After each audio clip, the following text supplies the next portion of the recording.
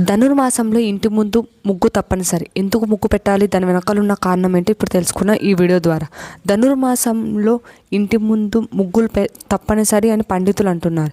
ఏ ఇంటి ముందు ధనుర్మాసంలో కల్లాపి చల్లి ముగ్గు పెట్టి ఉంటుందో ఆ ఇంటికి రావడానికి లక్ష్మీదేవి ఇష్టపడుతుందని పురాణాలు చెబుతున్నాయి.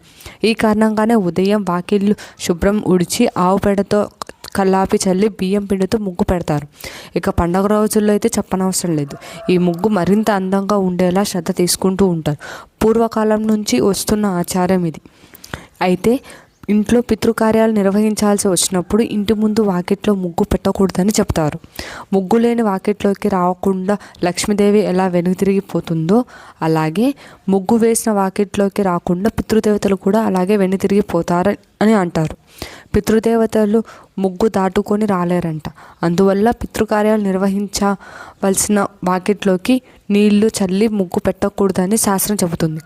ఎందుకంటే వాకిట్లో ముగ్గు లేని ఇళ్లలోకి ప్రవేశించడానికి దుష్టశక్తులు సిద్ధంగా ఉంటాయంట. అందువల్ల పితృకార్యాల నిర్వహణ పూర్తి అయిన తర్వాత వెంటనే వాకిట్లో ఇల్లు చల్లి ముగ్గు పెట్టాలని పండితులు అంటున్నారు.